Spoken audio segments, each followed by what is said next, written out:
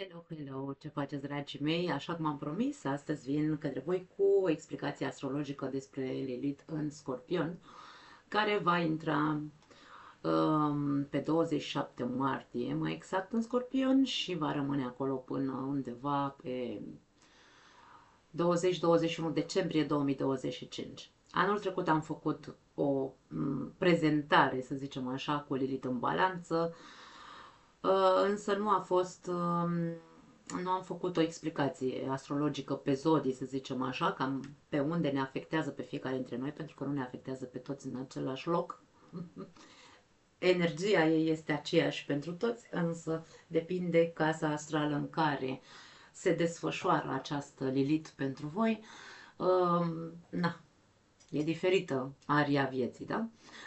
Anul acesta o să facem o trecere în revistă prin toate zodiile, însă vreau să țineți cont că sunt generalități, nu e nimic bătut în cuie. De ce? Pentru că poate tu în casa respectivă, ce știu, mai ai și alte planete, interpretarea poate fi diferită. Nu pot să intru în amănunte pentru că nu cunosc hărțile voastre natale, însă va fi o explicație generalizată pentru fiecare zodie în parte, în funcție de ascendent, sau dacă vă cunoașteți harta natală, va fi în funcție de uh, casa respectivă în care vă cade.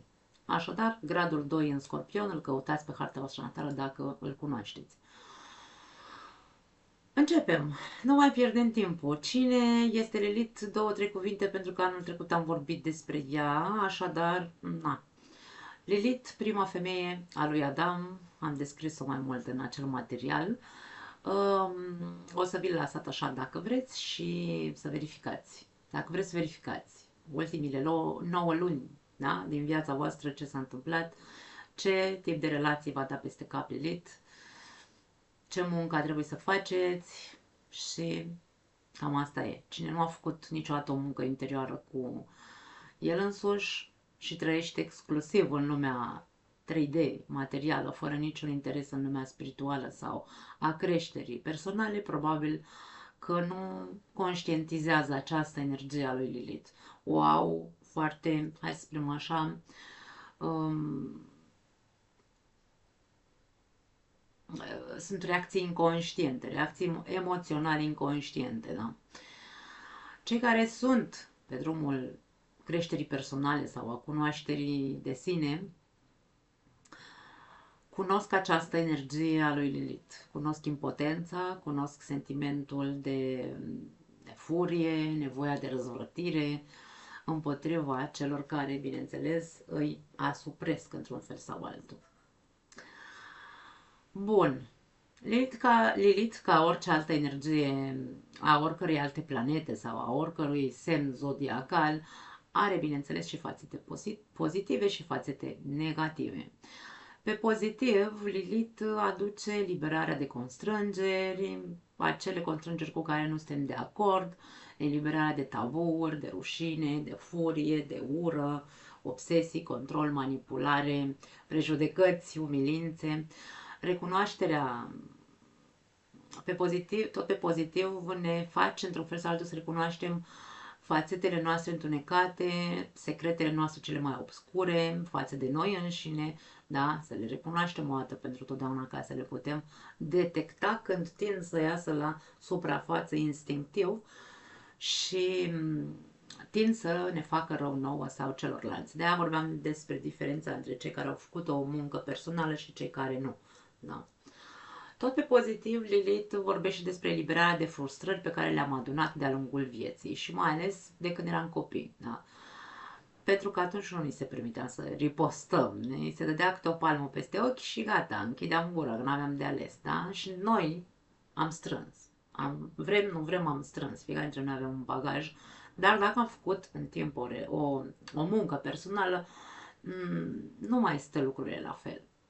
Tot pe pozitiv, Lilith ne arată că ascunderea acestor sentimente, fie ele de ură, de rușine, de, nu știu, furie și așa mai departe, reprezintă negarea unei părți importante a personalității noastre, care, dacă continuă să rămână ascunsă, poate deriva în probleme de sănătate, atât fizice cât și psihice. Da. Tot pe pozitiv ne pune în evidență aceste fațetele noastre sub forma de situații șocante, surprinzătoare și haotice, nu pentru a ne distruge, ci pentru a ne dărma acea defensivă sub care ne manifestăm, să zicem așa, da? A fi mai sincer cu noi înșine și a rămâne în permanență în contact cu noi, să nu mai fugim de noi, chiar dacă nu ne place ce vedem. Să nu ne mai rușinăm cu ceea ce, sau să nu ne rușinăm cu ceea ce descoperim în noi ca parte obscură, da? Ea cere practic autenticitate reală. Asta este ceea ce caută Lilith la noi. Ca să nu mergem mai departe, sau, mă rog, am explicat în celălalt video despre Lilith în balanță, că ea a fost prima femeie care s-a împotrivit să fie asuprită, da? Așadar, nu vorbim doar despre femei, atenție, și bărbații au Lilith pe harta natală, așadar nu plecați, dragi bărbați, că vă interesează și pe voi aceste informații.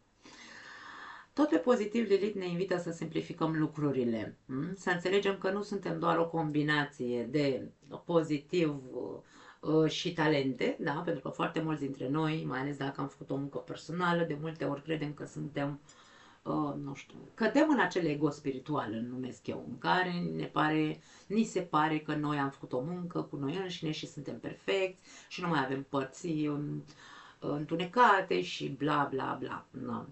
Însă, Lilith ne aduce la toți această imagine a noastră obscură pe care o ascundem și vrea să ne facă să înțelegem că suntem și plini de umbre, da? Avem și defecte, avem și traume pe care poate unii dintre noi nu le-am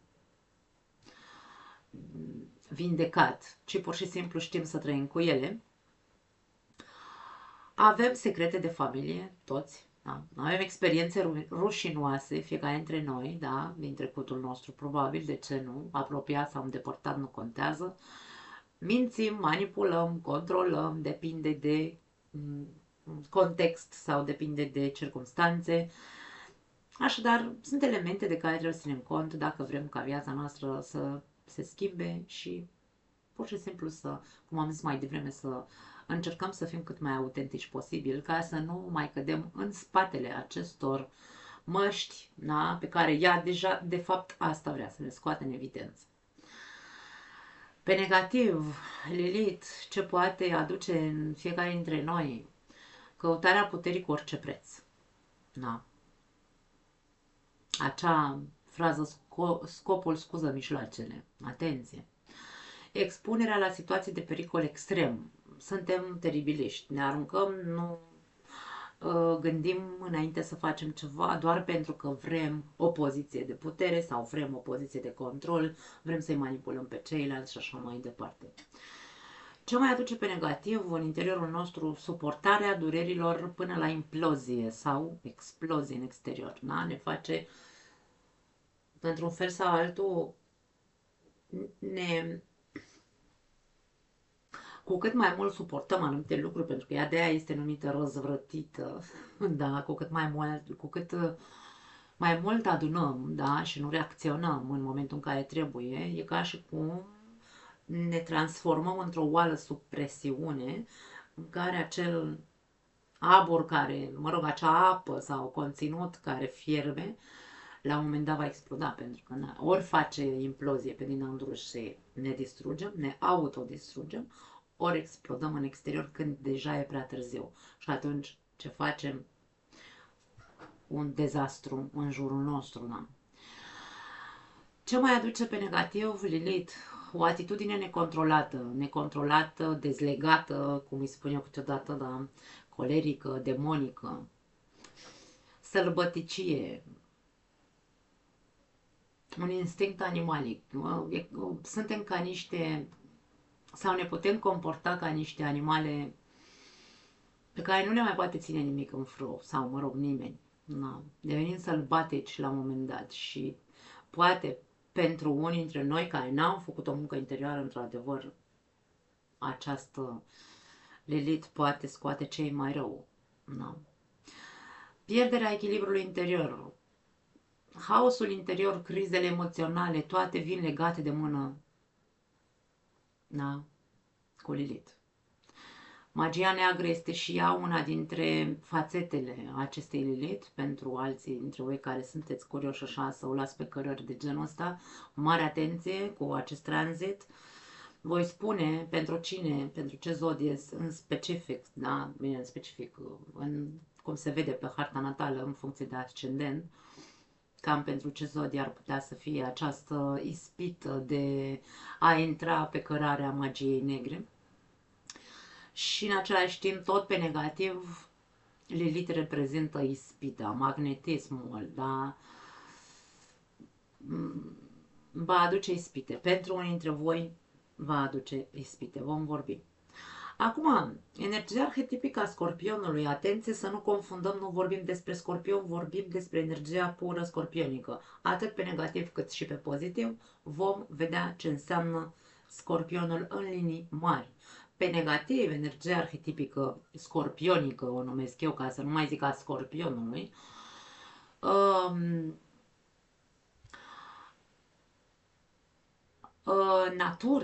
natura acestei energii scorpionice pe negativ este defensivă, dar o defensivă din aceea excesivă, da? Instinctul de supraviețuire este foarte, hai să-l numim potent sau proeminent, da, asta vreau să zic, proeminent în această energie scorpionică. Instinctul de supraviețuire, adică te omor înainte să mă omori, da? Ești cu mine sau ești împotriva mea, sunt extreme, foarte, foarte extremiste, dacă îmi permiteți. Dominare prin control. Arhetipul scorpionic,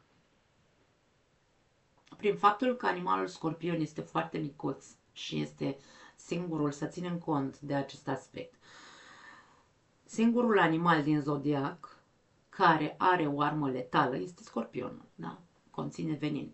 În rest, celelalte zodii care sunt guvernate de imagini de animale, să zicem așa, au altă manieră de protecție. Unii au coarne, alții au, știu și o, cum sunt peștii, săracii n-au nimic, ei trebuie să trăiască în bancuri, da? În bancuri de pești pentru a se putea proteja. Săgetătorul are un arc, de exemplu, da, e jumătate cal, jumătate... Deci aici vorbim despre... Nu au alte arme de protecție, însă scorpionul are arma cea mai letală de protecție. Și de aia are nevoie, pe partea negativă, să zicem așa, simte o obsesie nebună de a domina prin control. Îi place să aibă puterea. Și controlul asupra celorlalți. Da, îmi pare rău, cei care vă simțiți într-un fel sau altul atacați, că aici oricum vedem o natură defensivă extremă, da? Îmi pare rău, dar asta e partea negativă a energiei scorpionice. Manipularea, puterea, vampirismul. Vampirismul atât emoțional cât și, da, mai repede emoțional, da? Pentru că sunt de multe ori când, indiferent că vorbim despre oricine altcineva care nu este scorpion, acolo unde pe harta natală scorpionul, da? Acolo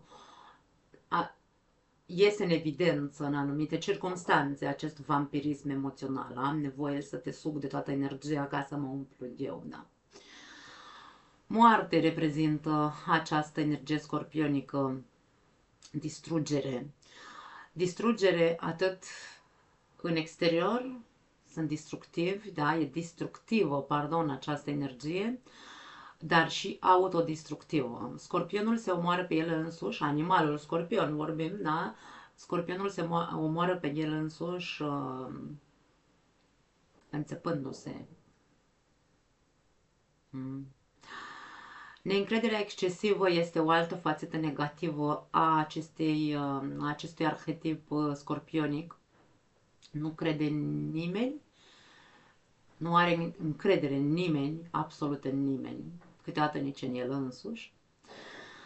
Trăirea în stadiul de separare, am pus aici, și trăirea în stadiul de separare e paradoxal pentru că, de exemplu, partea pozitivă este fuziunea cu celălalt într-o intimitate, da, profundă.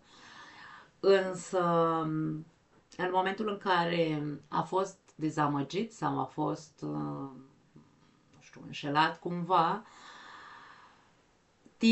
tinde să se separe de absolut orice din punct de vedere emoțional, de absolut oricine, pardon, și preferă să trăiască singur.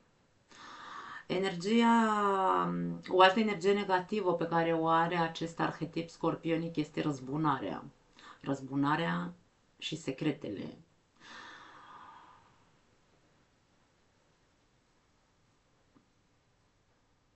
Pe care le folosesc tot ca armă de protecție. Posesivitatea și gelozia, starea constantă de alertă, foarte multă alertă, da? Care consumă foarte multă energie.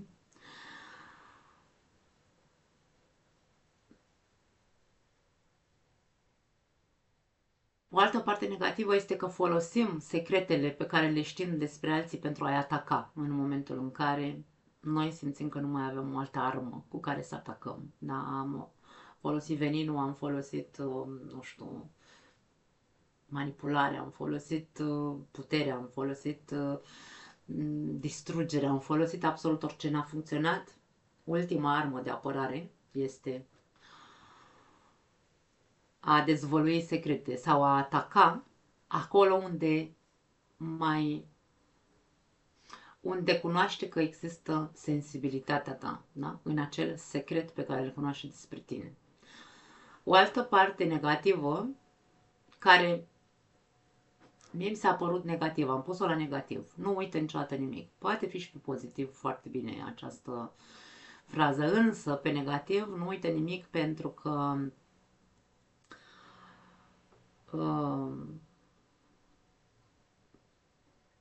tot ceea ce vrem să știm.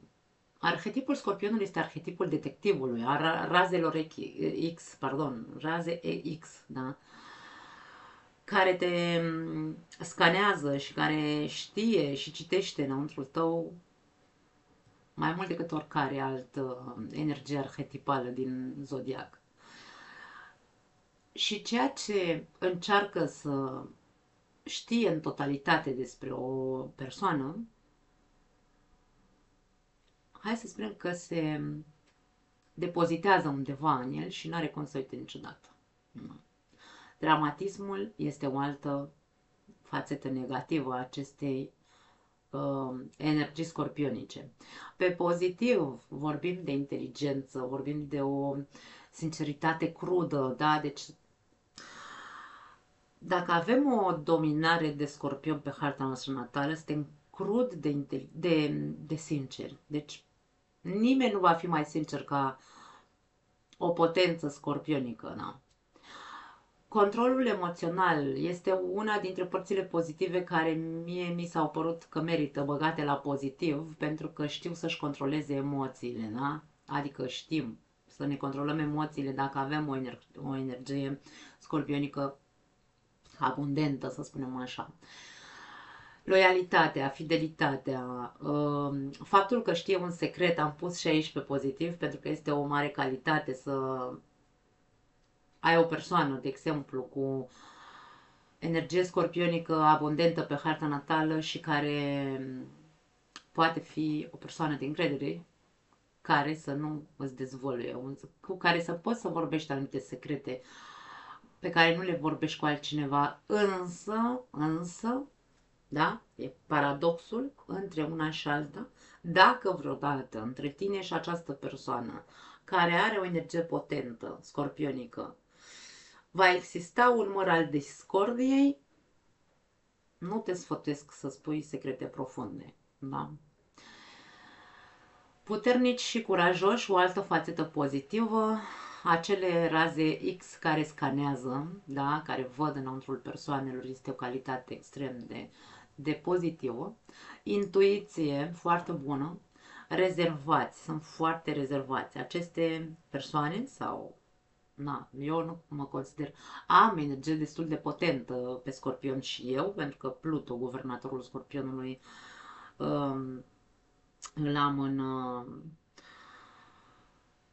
în casa 8-a, care e casa Scorpionului, așadar e multă potență și la mine. Rezervați, de ce am spus rezervați? Pentru că preferă să stea în umbră, să nu se bage în viața altora, preferă să nu vorbească până când nu se simt comozi într-un fel sau altul. În general sunt foarte, hai să zicem așa, retrași într-un fel. Sunt foarte ambițioși, sunt perseverenți, sunt pasionali, sunt observatori, sunt intenși, magnetici, misterioși, protectori și foarte buni psihologi. Partea pozitivă, da? Povestea cu pasărea Phoenix, în ceea ce privește, acum hai să vorbim despre această energie scorpionică, de exemplu, în persoanele născute cu soarele în scorpion sau ascendent scorpion. De foarte multe ori se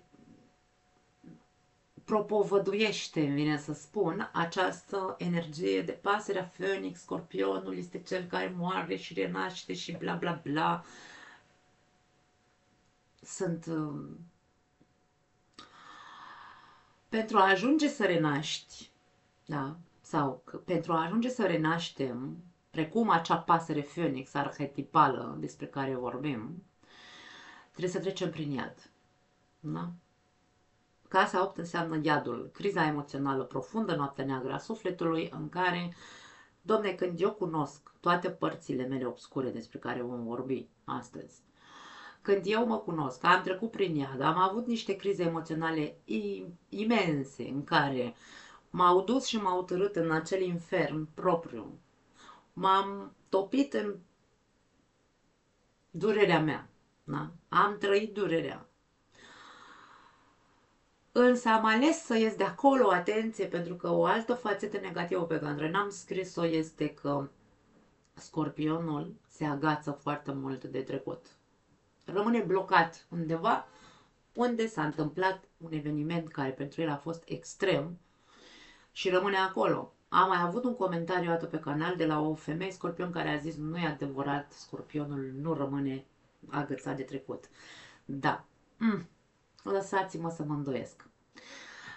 În momentul în care ai trecut prin acel iad, în care alegi să ieși de acolo, atunci da. Pentru că ai cunoscut moartea. Ai cunoscut ce înseamnă să trăiești în propriul sos emoțional dureros. Te-ai curățat, ai făcut catarsis și acum ai renăscut. Da. Atunci vorbim despre renaștere. Însă până atunci sunt povești nemuritoare. Cine vrea să ia doar această chipurile, fațetă magnanimă a scorpionului, dar nu cunoaște iadul, nu cunoaște moartea, iadul interior, la asta ne referim, da? Pentru că dacă încă trăiești în iadul propriu, fie el care o fi, că e ură, că e manipulare, că e rebeliune, că e rebeliune fără o cauză concretă, insist aici, da? Subliniat. Durere de care nu vrei să te eliberezi conștient, nici prin terapie, nici prin a te deschide, pentru că vorbim despre control emoțional în această energie scorpionică. N-ai cum altfel, n-ai cum altfel, deci vei rămâne în continuare. Dacă nu, te eliberezi, da? Dacă nu intri, de fapt. Dacă nu intri, dacă încă ești în iad. Dacă încă continui să-ți dorești putere cu orice preț, îți dorești să controlezi viețile altora, așa, într-un mod obsesiv, dacă ești vampir emoțional, cum spuneam mai devreme, acest tranzit al lui Lilith se va simți, mamă, îmi pare rău să vă spun. Și acum nu doar despre scorpion vorbim despre fiecare dintre noi, da? Arhetipul scorpionului pe pozitiv este terapeutul, acea persoană, am spus pe pozitiv, un foarte bun psiholog. Acea persoană care cunoaște iadul despre care vorbeam, a fost acolo în propriul iad și cum a făcut acel catarsis și a ieșit și este o altă persoană renovată, ca ceea ce va căuta, nu va căuta putere pentru a-i manipula în continuare pe ceilalți, ci va căuta să-i ajute pe ceilalți să intre în propriul iad, acompaniindu-i de mânuță, uite așa îi duce, nu doar pentru ca celălalt să se simtă în siguranță, ci pentru a-l ghida în propriul iad, arătându-i că trebuie să se confrunte cu toți monștrii pe care îi are înăuntru și să-și asume ieșirea, dacă vrea într-adevăr să renască și să înceapă o viață nouă. Da? Cu acest tranzit trebuie revizuită această parte negativă, atât a lui Lilith cât și cea scorpionică, da? Din fiecare dintre noi, bineînțeles, care, după cum vedem, sunt similare energiile, da? Doar că e, hai să zicem, la puterea a doua. Eu aș spune la puterea a doua. Cel puțin la puterea a doua. Aceste două energii, cum sunt foarte similare, e o bombă atomică cumva. Putem pierde foarte multe lucruri în aceste 9 luni. Putem pierde persoane, putem pierde relații, putem pierde joburi, putem pierde familie, credințe, identitate, sănătate, dacă exagerăm în această parte negativă de care ne ținem așa agățați. Da?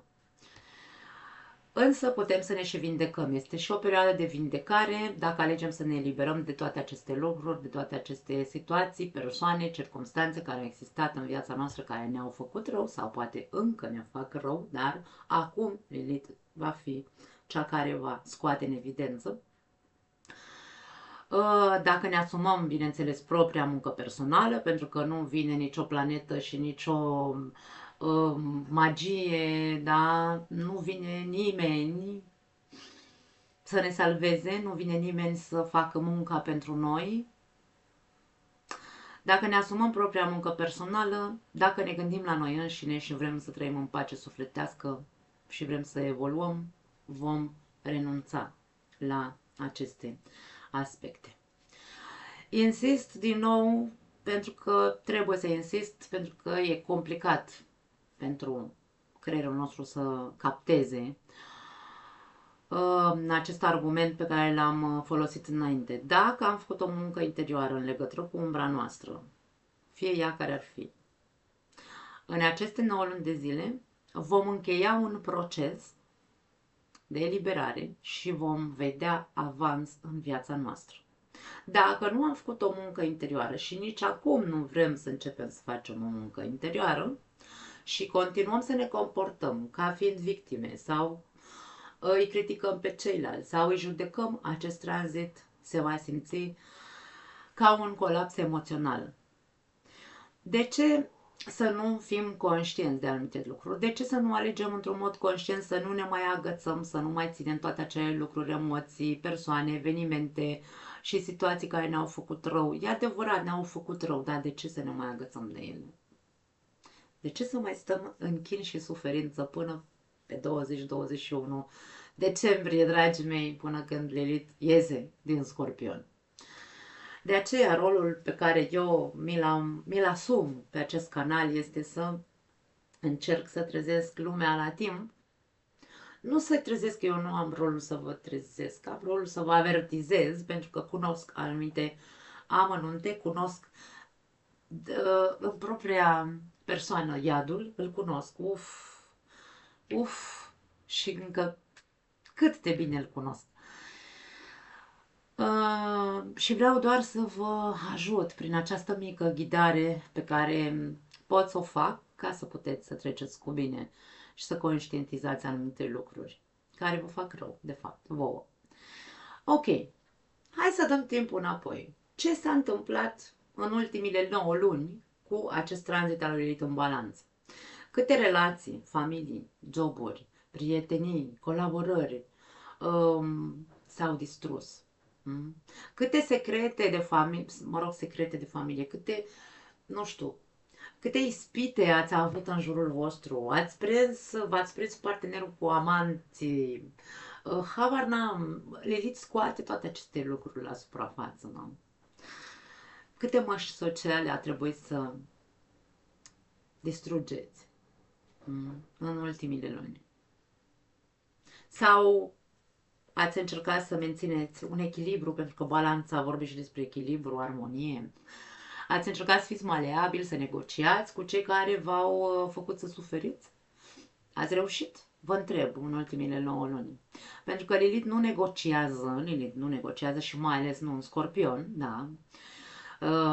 Lilith în Scorpion e alb sau negru. Faci sau nu face treaba ta. În rest, viața va fi dată peste cap, da? Pentru cei care se țin că nu e adevărat, eu n-am mască, eu nu fac, eu nu trec. Se va vedea în următoarele 9 luni de zile. Lilith nu negociază, am zis. Vorbeam despre ultimile 9 luni de zile. Lilith scoate adevărul la suprafață, indiferent cât e de dureros.